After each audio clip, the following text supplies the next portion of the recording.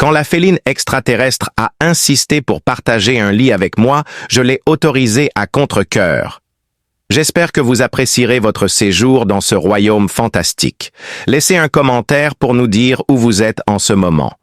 N'oubliez pas de vous abonner si vous aimez cet article. Neil n'avait besoin d'aucune musique autre que le faible bourdonnement constant du système de survie à bord de la station orbitale Veluna. Il y a longtemps, les bruits tumultueux de l'existence terrestre ont été remplacés par un bourdonnement constant et prévisible. Le cosmos sonnait comme un système technique bien équilibré, bien différent des événements célestes aléatoires auxquels il avait consacré sa carrière. Ces 7 quartiers gamma assignés ressemblaient plus à une petite prison efficace qu'à une pièce conçue pour sa concentration individuelle. D'un côté, il y avait une fenêtre en plastillal renforcée qui donnait sur l'immensité de l'espace interstellaire plutôt que sur une sphère planétaire. C'était une toile saupoudrée de poussière de diamants provenant d'étoiles lointaines et illuminée par la douce lumière surnaturelle d'une nébuleuse proche. Sa propriété la plus chérie, la source de sa créativité et le rocher sur lequel il pouvait se reposer en solitude, cette vue.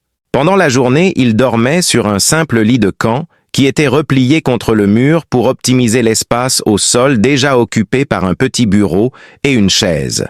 À son terminal, il voyait des cartes d'étoiles éblouissantes et des mathématiques compliquées. La seule raison pour laquelle il avait accepté le poste sur Velona était pour ce havre, pour cette sphère de réflexion paisible. Parce qu'il trouvait les complexités du contact humain beaucoup plus épuisantes que de regarder la danse délicate des corps célestes, il préférait être seul en cet endroit où le cosmos était sa seule compagnie. Un ton froid et indifférent accompagnait la vie qui brisait la sérénité de sa journée. C'était une communication textuelle du commandement de la station. Ces chambres ont été transformées en chambres doubles à effet immédiat en raison d'un récent afflux d'ambassadeurs pour le nouveau projet de collaboration interagence. C'était un ordre, pas une demande. En les relisant, un nœud glacé d'irritation se serra dans son ventre. Le jargon bureaucratique formel lui semblait être une invasion de sa vie privée. Il avait délibérément opté pour les quartiers à occupation unique, renonçant à une bonne partie de son allocation pour le luxe de la solitude, qui valait plus pour lui que n'importe quel crédit dans l'univers. C'était comme si quelqu'un avait envahi mon propre sanctuaire et m'avait forcé à m'adapter à chacun de ses mouvements, à son bruit et simplement à sa présence. En réponse à sa protestation bien raisonnée qui comprenait une communication détaillée, exposant ses exigences de recherche et les conditions de son contrat, l'autre partie a promptement et de manière similaire refusé sa demande, citant une politique de logement d'urgence qui n'est jamais utilisée. La lettre se terminait en l'informant que sa nouvelle colocataire Jelaine, une ambassadrice de félin, arriverait dans l'heure. La symphonie apaisante de la station avait pris l'air déprimant d'un bourdonnement de prison, et Neil regardait fixement l'écran, la mâchoire serrée. Comme une ombre glissant le long d'un mur, son entrée était furtive et subtile. Une personne apparemment non préparée au cadre métallique austère de la station émergea alors que la porte s'ouvrait. Jelaine était une félinienne avec une silhouette humanoïde et un pelage de poils crème duveteux. Elle avait des oreilles de félin expressives qui frémissaient en réponse au changement de pression atmosphérique et une longue queue fine qui se balançait lentement, presque nerveusement. Neil trouvait étrangement attachants ses énormes yeux en amande, qui étaient d'une teinte ambrée chaleureuse et semblaient toujours à moitié éclairés. Cela lui donnait une impression d'indifférence endormie. Tenant fermement une tablette de données contre sa poitrine comme un bouclier, elle traînait un petit sac solitaire. Avec un accueil bref et professionnel, Neil pointa obliquement vers la zone qu'il avait nettoyée à contre-cœur, pour elle un endroit qui semblait soudainement remarquablement vide. Sa réponse fut un faible ronronnement à peine audible au-dessus du bourdonnement de la station, et elle regarda autour de la pièce avant de fixer son regard sur le champ d'étoiles au-delà de la fenêtre. Son visage se transforma en une émotion indéfinissable, un aperçu fugace de ce qui aurait pu être de l'étonnement ou de la tristesse, puis cela disparut remplacé par la même façade sereine. Un silence dense et inconfortable s'ensuivit. Il y avait un vide dans la vie de Neil qu'il ne voulait pas combler, alors il se cachait à son terminal et semblait être profondément engagé dans son travail, mais tout son système nerveux était hyper conscient du nouveau venu, ce qui perturbait son équilibre. Alors que les systèmes automatiques de la station baissaient les lumières pour imiter le cycle nocturne, Neil sentit le poids écrasant de la vérité l'engloutir. Avec une précision rigide et gênée, il accomplit son rituel nocturne, pleinement conscient du regard silencieux de Ghislaine depuis le coin de la pièce où elle restait assise sur le sol. Il lui offrit la couchette comme un étrange signe de respect, mais elle refusa poliment, secouant légèrement la tête et détournant le regard. Dans l'espace exigu, l'atmosphère inconfortable était contagieuse, rendant la respiration difficile.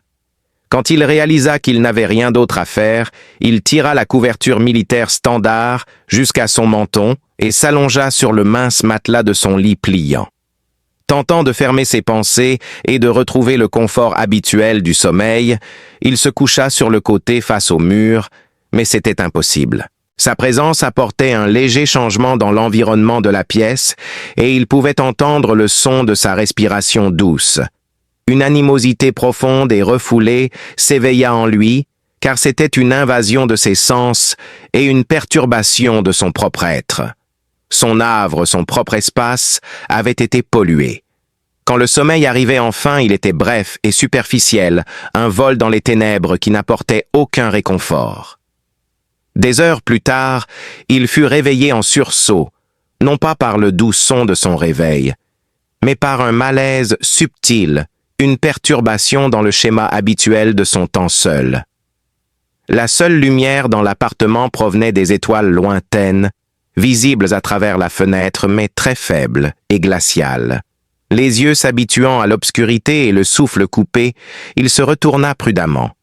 Au pied de son lit, sur le petit tapis usé, se trouvait Ghislaine. Elle incarnait la faiblesse alors qu'elle s'agenouillait, sa queue autour d'elle et la tête baissée sur ses genoux.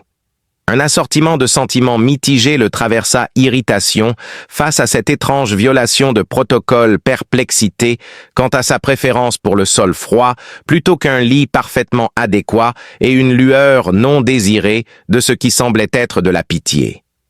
Il hésitait à la réveiller de son sommeil afin de lui demander des explications sur cette conduite particulière. Cependant, j'étais épuisé rien qu'à l'idée de la conversation qui suivrait et de l'inconfort que cela engendrerait. Parce qu'il manquait de motivation ou d'endurance pour le comprendre au milieu de la nuit, il l'expliqua comme une particularité culturelle ou une caractéristique de son espèce. Il résolut de s'en occuper dès le matin, après avoir bu suffisamment de café, et être prêt à faire face aux particularités de la vie extraterrestre. Il le remarqua lorsqu'il posa sa tête sur son oreiller et continua à fixer sa silhouette endormie. Même quand elle dormait, elle serrait un petit bijou qui scintillait légèrement au clair de lune et le gardait près de son sein. Une puce de données, c'était ça. Cependant, cette station d'émission particulière se distinguait des autres par son design élaboré, fait d'une substance nacrée et ornée de magnifiques motifs tourbillonnants qui semblaient changer et bouger dans la faible lumière. Ni le design, ni la technologie n'étaient typiques des Féliniens ou de leurs alliés autant qu'ils pouvaient en juger. Malgré son agacement, un intérêt soudain et intense le traversa. Elle semblait obsédée par la protection de la puce même lorsqu'elle dormait. Qu'est-ce qui peut bien se trouver à sa surface? Pour quelle raison une émissaire, une botaniste, selon ses propres dires, portait-elle un matériel sur mesure qui ressemblait moins à un dossier de recherche qu'à un secret d'État? L'interruption inconfortable de son existence était encore compliquée par le mystère persistant de la question dans la pièce autrement silencieuse. C'était plus qu'une simple nuisance que cette dame dormait sur son sol. Tout ce qui la concernait était enveloppé de mystère. Neil ferma les yeux alors que cette notion troublante résonnait dans sa tête. Un nouveau rythme inquiétant semblait s'insérer dans le bourdonnement de la station, une touche de mystère qui allait bouleverser sa vie méticuleusement planifiée. Les lumières dans leur quartier s'éclaircissaient progressivement pour simuler une aube terrestre que Neil ne verrait jamais de ce point de vue, mais le matin arrivait avec la même précision artificielle que tous les autres jours sur Vellona. Ses pensées revenaient sans cesse à l'image de Ghislaine recroquevillée sur le sol et au mystère entourant sa puce de données élaborée, ce qui l'empêchait de passer une bonne nuit de sommeil. Il se redressa pour la voir déjà assise, les mains posées sur ses genoux, la posture droite et la puce de données visiblement manquante. Elle leva les yeux vers ses yeux ambrés impénétrables pendant un instant, avant de détourner son attention vers la fenêtre. Le silence inconfortable de la nuit précédente revint beaucoup plus lourd et étouffant cette fois-ci. Cela semblait être trop de tracas à une heure si matinale, alors Neil a choisi de ne pas l'approcher à propos de ses arrangements de sommeil. Il avait peur que la conversation ne soit maladroite et chargée de connotations culturelles. Au contraire, il vaquait à ses occupations matinales de manière calme, presque déterminée, récupérant sa ration et une capsule de café au distributeur. Elle se leva avec élégance alors qu'il se tournait pour partir vers son laboratoire, bien qu'il s'attendait à ce qu'elle reste dans la pièce comme une présence énigmatique et silencieuse. Au moins temporairement, leur carrière semblait aller dans la même direction. Son dossier disait qu'elle était botaniste, travaillant dans l'arboretum de la station. Silencieux et mal assorti, il se frayait un chemin à travers les couloirs immaculés côte à côte. En contraste frappant avec le bruit presque imperceptible de ses pieds, ses bottes d'uniforme cliquetaient. Au cours des jours suivants, le schéma s'est solidifié avec un rythme étrange et tacite, un schéma fondé sur les principes de coopération silencieuse et d'évitement mutuel. Tout au long de la journée, il se disait au revoir à l'intersection qui menait aux ailes botaniques et de recherche avec juste un rapide hochement de tête, à peine visible pour les séparer. Trouvant du réconfort dans les principes prévisibles de la physique, Neil se perdait dans les faits froids et durs de la cartographie stellaire. Pourtant, il ne pouvait s'empêcher de penser à la dame timide qui partageait ses quartiers. Parfois, il la voyait dans la salle à manger commune, assise seule et semblant préoccupée, alors qu'elle picorait délicatement son repas, regardant le ciel étoilé au-delà des fenêtres renforcées. Sa personnalité discrète aidait à contenir la curiosité des autres chercheurs qui lui laissaient une grande marge de manœuvre.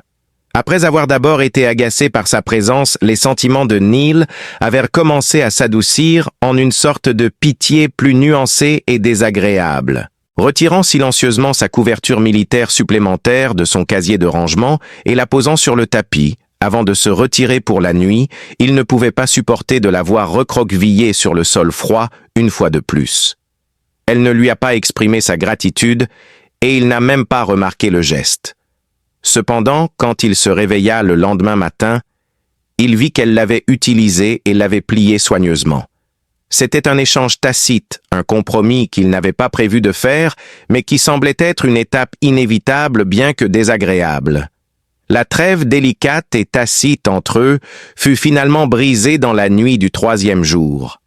Un tremblement de terre faible mais puissant secoua toute la station alors que Neil continuait à simuler les marées gravitationnelles d'un système d'étoiles binaires. Un gémissement mécanique résonna à travers toute la superstructure alors que les lumières vacillaient sauvagement et que les amortisseurs inertiels vacillaient dans leur tentative de contrer le choc soudain. Il a reçu un avertissement à l'échelle de la station via son interface. Le moteur à singularité d'un mégapaire de passage a un petit problème. Il s'approchait dangereusement de l'orbite de Vellona avec son champ de distorsion. Bien que la menace immédiate soit passée, la fermeture de la station persistait en raison des répliques. Alors que Neil effectuait un autodiagnostic rapide, une poussée d'adrénaline le traversa son entraînement prenant enfin effet. Son attention s'est tournée vers ses quartiers et Ghislaine seulement après avoir confirmé l'intégrité du laboratoire. Il refit ses pas à travers des couloirs grouillants de travailleurs inquiets et de lumières d'avertissement clignotantes. Rien d'inhabituel ne le poussait en avant. Il trouva cette gamma dans l'obscurité avec de longues ombres tordues projetées par les lumières de secours lorsqu'il ouvrit doucement la porte. Malgré ses attentes, le tapis ne la contenait pas. Il se demandait si elle avait eu peur des secousses. Au milieu de sa douleur thoracique, ses yeux se sont précipités vers la couchette. Elle était là, son corps tordu en un nœud de stress, alors qu'elle se recroquevillait sous sa couverture. Ses bottes raclaient à peine le pont, alors qu'il se dirigeait prudemment vers le lit. Un petit tremblement incontrôlable parcourut tout son corps, et il pouvait le voir en s'approchant. Elle avait une fourrure crème ébouriffée et des oreilles plaquées sur sa tête. Jamais auparavant, il ne l'avait vue paraître si fragile et effrayée. Son mouvement soudain fit émerger sa longue et délicate queue de derrière la couverture et autour de sa jambe, le laissant sans voix et incapable de réagir rationnellement à cette nouvelle violation de leurs limites non écrites. Une soudaine poussée de chaleur et une texture étonnamment personnelle caractérisaient ce contact électrisant. Ses pensées se sont évanouies et en un instant toute sa procédure préparée et sa politesse sociale ont disparu. Il se figea. À ce moment-là, elle brisa le silence par un murmure tremblant qui se fit à peine entendre dans la pièce autrement silencieuse. Les mots qu'elle a utilisés, « je n'aime plus être seule », résonnaient avec la profonde et sombre solitude qu'elle ressentait en regardant par la fenêtre. De manière inattendue, la vulnérabilité authentique de sa voix a percé ses boucliers et a touché un noyau en lui. De nulle part un instinct de protection basique qu'il ne pouvait pas identifier le saisit. Assis sur le bord de la couchette, il laissa son poids s'enfoncer dans le matelas. Inconsciemment, il tendit une main et commença à caresser son dos de manière délicate et timide. Sous sa main, il pouvait sentir son cœur battre à toute vitesse, et la fourrure était plus douce qu'il ne l'avait imaginé. Les tremblements s'apaisèrent peu à peu, tandis qu'il ne disait rien et ne fournissait rien de plus que la consolation immobile et constante de son toucher. Elle se laissa tenir par la main tandis que la gare retrouvait son bourdonnement paisible et régulier. La nouvelle normalité était cette proximité accrue. Elle et Neil ont tous les deux cessé de dormir sur le sol et Neil a cessé d'agir comme si elle n'existait pas. Son lit autrefois solitaire est devenu un espace commun. Ils passèrent les premières nuits à se déplacer avec une grande précision et délibération, pleinement conscients de la présence de l'un et de l'autre et de la tension palpable qui existait entre eux. Des conversations silencieuses et tardives ont finalement brisé le silence, comme si la douleur commune de la catastrophe maritime avait percé un barrage. Il s'ouvrit à elle sur des sujets qu'il n'avait pas abordés depuis des années, comme les subtilités sensorielles de la beauté chaotique d'un orage, la sensation de la pluie sur sa peau et l'odeur de la terre humide. En réponse, Jelaine a partagé des histoires de sa planète natale, un endroit où son peuple vivait en famille soudée parmi des forêts bioluminescentes imposantes et des nids urbains communautaires. Elle a expliqué comment les Féliniens utilisaient le contact physique pour bien plus que simplement se réconforter. C'était un mode d'expression ancien, un moyen de se connecter avec les autres à un niveau que les mots ne pourraient jamais décrire. Être seul, c'était être coupé de la société, une expérience étrangère et contre nature pour eux. Sa présence dans sa cabine n'était pas une invasion, réalisa-t-il en écoutant. C'était une recherche désespérée d'un point d'appui dans le vide glacial et solitaire de l'espace. Personne n'a manqué de remarquer leur intimité croissante. Leurs rencontres professionnelles étaient rares, mais quiconque y prêtait attention pouvait percevoir un léger changement dans leur dynamique. Quelqu'un l'était aussi. Le chercheur en reptiles que Neil avait d'abord observé dans la salle à manger appartenait à une race réputée pour sa poursuite agressive des avantages techniques et des intrigues politiques. Cale était ce type effrayant qui observait Jelaine avec un regard glacial et évaluateur qui donnait des frissons à Neil. Cale commença à faire des efforts pour s'approcher de leur table, saluant avec une manière extrêmement agréable et polie, et ses questions revenant constamment au travail de Jelaine. Ces questions se concentraient sur la botanique félinienne, notamment les particularités de la flore locale. Il y avait un aspect inhérent et implacable dans ces questions qui transcendait le simple intérêt professionnel. Bien que Neil ne puisse pas entendre la voix de Cale à cause de la façon dont il parlait à voix basse, il coinçait Jolene à l'entrée de l'arboretum un jour et sa grande silhouette obstruait son chemin. Sa posture exsudait une menace silencieuse. Neil commença à s'approcher d'eux alors qu'une vague de rage protectrice le submergeait, son visage devenant plus anguleux. Cale se redressa en s'approchant, son expression menaçante se dissolvant en une couche de charisme irrévérencieux. Il jeta un dernier long regard à Jolene avant de faire un signe de tête à Neil et de sortir en trombe.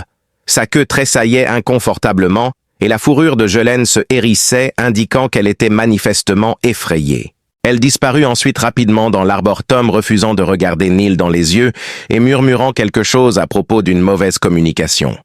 Neil avait un arrière-goût amer de l'événement. Je n'étais plus seulement curieux du passé de Jolene. Il se retrouva en plein milieu de ce qui commençait à ressembler à un danger imminent. Une nouvelle réalité s'est formée dans l'espace partagé du lit, une union tacite qui a redéfini les limites de leur petit cosmos. Avec le temps, la tension hyperconsciente de leur première nuit ensemble s'est estompée, laissant place à une connexion intime qui était à la fois hypnotique et effrayante pour Neil. Sa vie, qui avait été auparavant un symbole d'indépendance et de régularité, avait été bouleversée. Pourtant, il réalisait qu'il ne désirait pas la certitude glaciale de son passé. Leur conversation nocturne était le roc de sa journée. À ce moment-là, l'impersonnalité froide de la station disparaissait, remplacée uniquement par l'étreinte réconfortante de leur compagnie et le doux murmure de leur voix dans la nuit étoilée. Il se familiarisa avec les systèmes sociaux complexes de son peuple et leur langue, qu'il commençait progressivement à comprendre, malgré leur dépendance à des signaux non-verbaux tels que les mouvements de la queue, les mouvements des oreilles et les petits changements de posture. Par la suite, il a commencé à discuter leur propre histoire. Non seulement la grande image de son existence terrestre, mais aussi les éléments plus petits et plus intimes, tels que son ambition timide en tant que jeune homme, ses rivalités intellectuelles et le profond sentiment de déplacement qui l'a poussé à chercher du réconfort dans l'espace. Dans le sanctuaire de son écoute paisible et sans jugement, il éprouvait un tout nouveau sentiment d'acceptation en exposant des aspects de lui-même qu'il avait longtemps réprimés. La proximité physique s'était transformée d'une source d'inquiétude en un sentiment de soulagement accablant. Sa forme douce, nichée contre son dos, lui procurait un peu de réconfort au milieu du néant infini, à l'extérieur de la vitre en plastique. Mais Cale, dont la fascination pour Jolene était passée d'une curiosité inoffensive à une obsession, à la limite, jetait une ombre terrifiante sur cette œuvre délicate à tout moment. Après avoir d'abord été une inclination inhabituelle et troublante, les instincts protecteurs de Neil avaient mûri en un état de vigilance perpétuelle. Il a commencé à réorganiser son emploi du temps pour que ses pauses au laboratoire coïncident avec les siennes et il se tenait silencieusement à l'affût dans la salle à manger ou le hub central pendant les changements de quart. Il étudiait les techniques de Cale, comment le scientifique des reptiles essayait d'isoler Jolene avec sa démarche prédatrice et son charme glacial et calculé. Les angoisses étaient un bourdonnement de basse fréquence sous la surface de la vie de la station, une garantie d'une confrontation imminente qui semblait à la fois inévitable et immédiate. La simple présence de Neil le décourageait souvent, posant un défi silencieux que Cale n'était pas encore prêt à affronter de front. Dans son nouveau rôle de gardien, Neil subissait une métamorphose.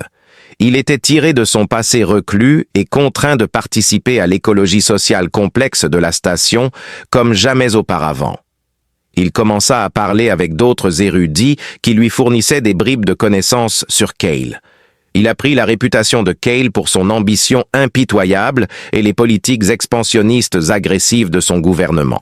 Le danger nébuleux commençait à prendre forme et il devenait un risque imminent et réel pour Jelen et l'élément délicat que la station Vellona était censée symboliser. De même, le terrain émotionnel de Neil et Jelen changeait à un rythme rapide. Au fil des nuits, les frontières entre le contentement et le désir deviennent plus poreuses. Il utilisa sa tablette de données pour montrer une représentation holographique d'une nébuleuse tourbillonnante entre leurs couchettes un soir, alors qu'ils discutaient des attributs particuliers d'un système stellaire qu'ils cartographiaient. Elle semblait doucement surnaturelle, alors que le petit espace était inondé de lumière éthérée, changeante magenta et cyan, provenant des nuages vifs de gaz et de poussière interplanétaire. Elle regardait le spectacle avec émerveillement, ses yeux ambrés reflétant le balai céleste, et elle tendit une main tremblante comme pour toucher les nuages de lumière éthérée. Pendant qu'elle le faisait, leurs doigts se touchèrent légèrement, un contact involontaire qui lui envoya une décharge électrique à travers le corps. Il y avait une charge abrupte et puissante dans l'air, et leur discours trébucha. Alors qu'ils se glissaient dans le silence, ce n'était plus inconfortable ou embarrassant. Plutôt c'était lourd d'émotions non dites. À ce même instant, il sentit sa paume chaude sur la sienne et vit son cœur battre sur son cou délicat. À cet instant précis, le monde sembla se contracter jusqu'à ce que les quelques centimètres qui les séparaient soient tout ce qui restait. Il ressentit un besoin irrésistible de se rapprocher, de découvrir si ses lèvres étaient aussi douces que sa fourrure. Malheureusement, la sérénité fut brisée lorsque son terminal émit un carillon brusque et surprenant, une mise à jour standard du système qui sonnait comme un klaxon. Même lorsque le charme fut rompu, la connaissance de ce qui s'était passé entre eux demeura un aspect frais et éternel de leur réalité partagée. Un jour ordinaire, le point de rupture est arrivé. Après avoir passé plus de temps que d'habitude à examiner les données d'une mission spatiale, Neil se dirigeait enfin vers le laboratoire. Il entendit le sifflement bas et menaçant de Cale alors qu'il tournait le virage dans le couloir qui menait à l'arboretum. Il ralentit alors que son corps passait en mode hyper-alerte. Il les compta alors qu'ils passèrent devant une alcôve de maintenance. Il n'y avait aucune prétention de politesse cette fois-ci, alors que Cale bloquait à nouveau le chemin de Jelen. Il la plaquait contre le mur tandis que le reptile lui tenait fermement le bras et que son visage se trouvait à quelques centimètres du sien. Jelen ne tremblait pas. Avec les oreilles tirées en arrière et un grognement profond vibrant dans sa poitrine, elle dégageait une attitude plus en colère et plus rebelle. Cependant, il y avait une différence notable dans leur stature et leur pouvoir. Une grande offre a été faite pour votre peuple par mon administration. D'un murmure empoisonné, Cale révélait des secrets agricoles. Vos diplomates seraient bien avisés d'accepter. Tout ce qu'il faut, c'est un simple transfert de données beaucoup plus facile que de gérer un incident dans l'arboretum. C'était une menace claire et sans équivoque. Neil s'est jeté dans la mêlée. Avec 3 longues enjambées, il combla la distance, sa paume agrippant fermement l'épaule de Cale comme si c'était un étau. « Lâche-la !» Même Neil fut étonné par le silence dangereux de sa voix, un grognement bas de fureur réprimée. Après s'être écarquillé d'étonnement, les yeux de reptile de Cale se rétrécirent en fente de pure colère lorsqu'il se retourna. Il libéra Jelen et la poussa contre le mur avant de tourner son attention vers Neil. « Ceci ne te concerne pas personne ordinaire », hurla-t-il. Alors que la prise de Neil se resserrait, il continua à dire « Ne t'en mêle pas. Tu viens de faire de ça mon problème », dit-il, les yeux remplis d'angoisse.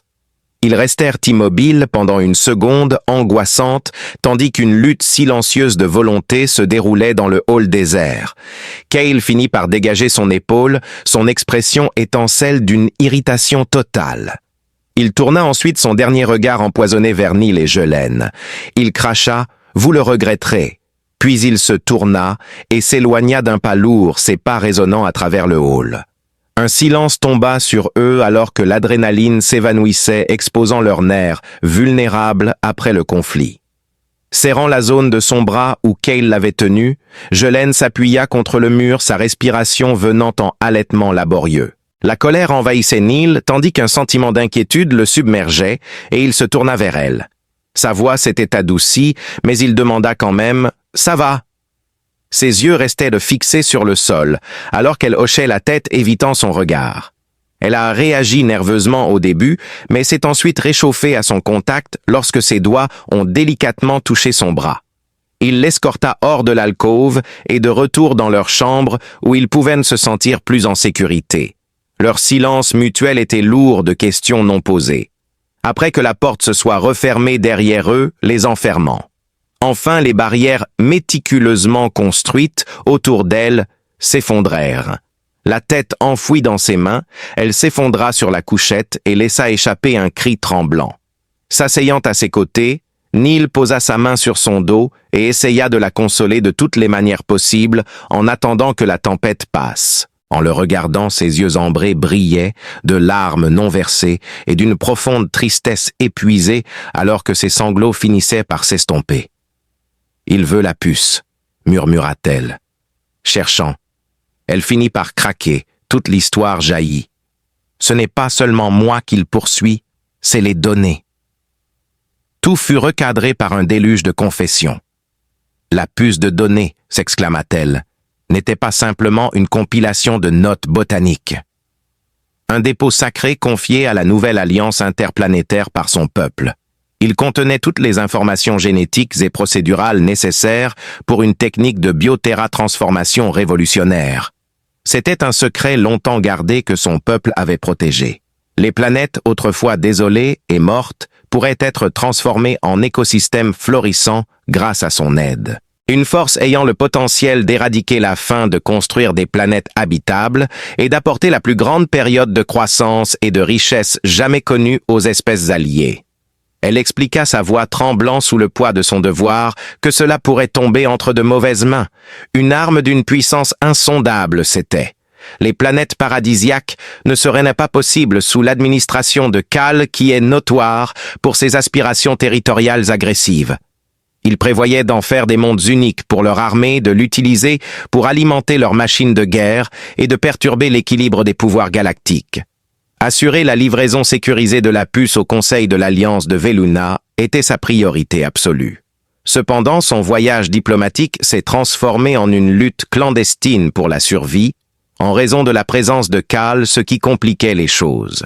Par peur de trahir son peuple ou de se couvrir de honte, elle avait tenté de résoudre le problème seule. Alors que tout se mettait en place, Neil écoutait dans un silence stupéfait. Ses peurs, sa dissimulation et la pression constante de Cale. La botaniste timide et réservée qu'il avait rencontrée pour la première fois avait disparu, remplacée par une protectrice d'un secret qui pourrait changer la galaxie. Les choses étaient devenues plus complexes dans sa vie.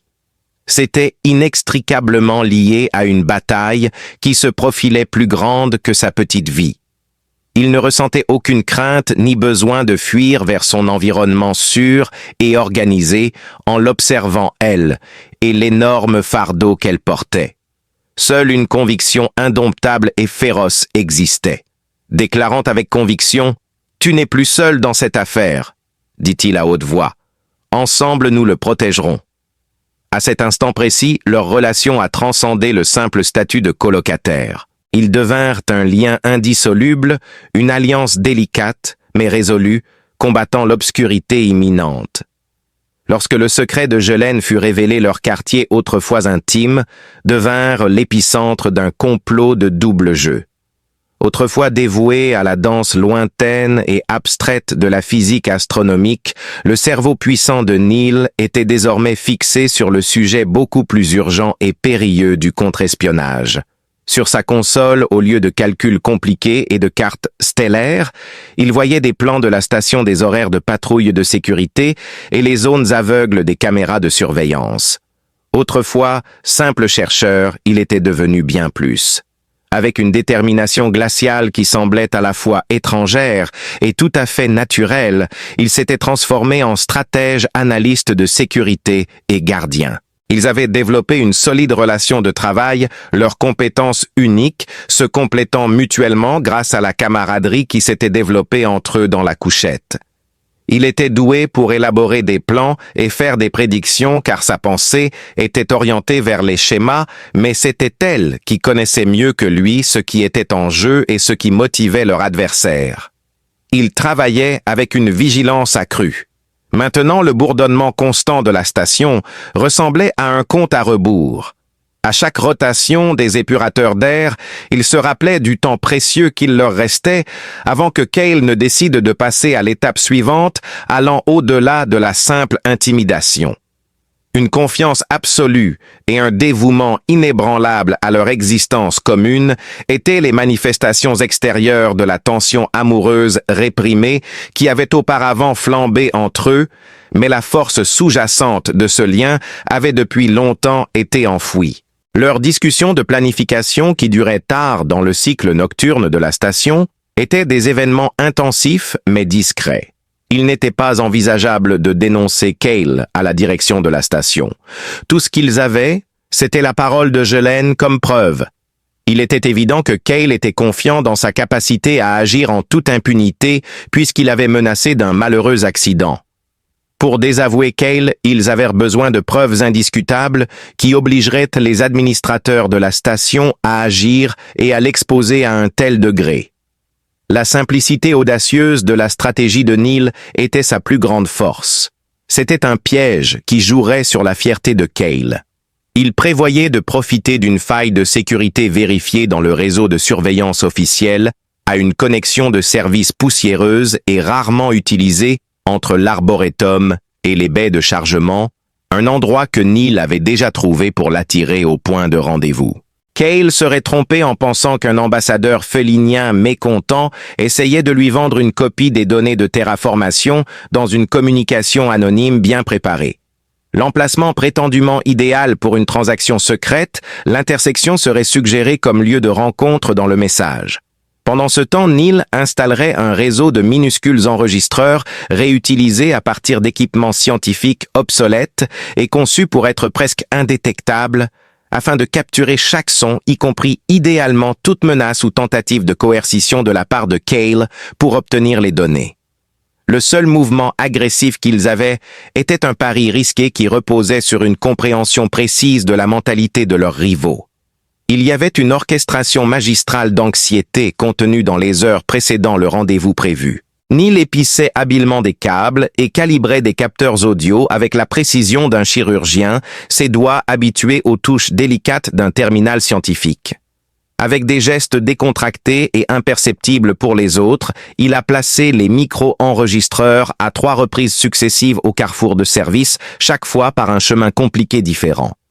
Pendant ce temps, Ghislaine était parfaite dans son rôle, s'en tenant à sa routine habituelle, tout en laissant subtilement mais délibérément une atmosphère d'anxiété teinter ses rencontres.